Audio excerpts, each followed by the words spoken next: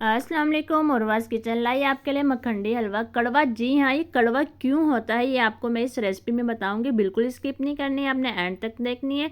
1 cup यहाँ मैं सूजी का ले रही हूँ। सूजी को अच्छे से छन्नी से छान लेना है ताकि इसका कचरा निकल जाए। अब इसी सूजी में मैं दूध ऐड करूँगी। दूध की क्वान्टिटी क्या होगी, वही होगी जो मतलब जिस कप से मैंने मेजर की थी सूजी, उसी कप से दूध मेजर किया है। 2 कप मैंने यहाँ पर दूध लिए। इसको इसके अंदर अच्छे से मिक्स करके और इसको हमने आधे घंटे के लिए छोड़ देना है। आधे घंटे बाद ये हमारी सूजी फूल जाएगी और फिर हम इसको चेक करेंगे। ये देखें सूजी हमारी आधे घंटे के बाद फूल गई। अब हम इसकी रेसिपी तैयार करते हैं। रेसिपी आपने बिल्कुल स्किप नहीं करनी, एक एक चीज़ आपको बताऊंगी और आपने नोट करनी है। सेम वैसे बनाइएगा, बहुत टेस्टी बनेगा। ये एक पैन में मैंने घी ऐड किया है। घी भी मैंने उसी कप से मेजर किया है जिस कप से सूजी मेजर की थी।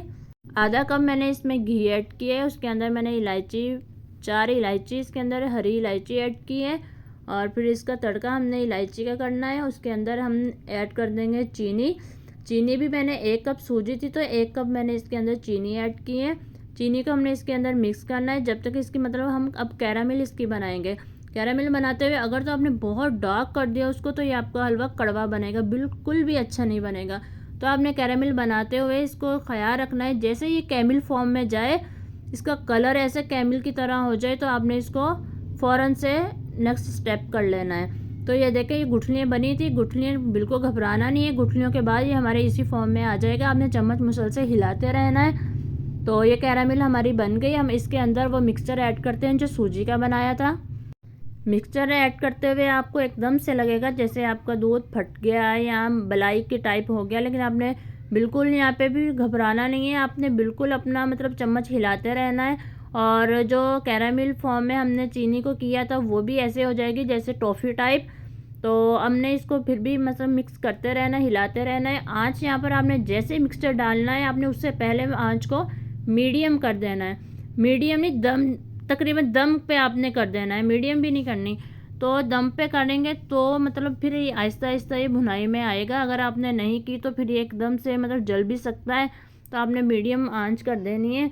तो आपने यहाँ पर मुसलसल चम्मच हिलाते रहना है और इसका मतलब जब तक ये ऑयल अलग हो जाए इससे। चैनल को सब्सक्राइब ज़रूर करिएगा, बेल आइकन को प्रेस करिएगा ताकि फ़ौरन से नोटिफिकेशन आपके पास मिल जाए। रेसिपी अच्छी लग रही हो तो लाइक ज़रूर करिएगा, शेयर करिएगा। तो ये देखें ये आपको रबर टाइप लग रहा है, ये ऐसा ही बनता है और ये बाकी हलवों से बहुत अलग होता है और बहुत मज़े का होता है ये वाला। तो इसके अंदर अब हमने ऑयल छोड़ने के बाद ऑयल के अंदर इसको हमने तकरीबन 10 मिनट तक फ्राई किया है।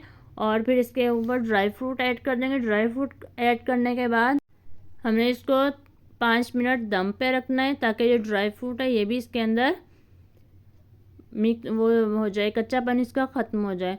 तो ड्राई फ्रूट को हमने इसके अंदर डाल दिया। अब ये हमारा तैयार हो गया। 5 मिनट के दम के बाद फिर मैंने इसको प्लेट में निकाला है। ज़रूर ट्राई करिएगा, ये देखिएगा बहुत टेस्टी लग रहा है, बहुत मज़े का बनेगा। अल्लाह हाफिज़।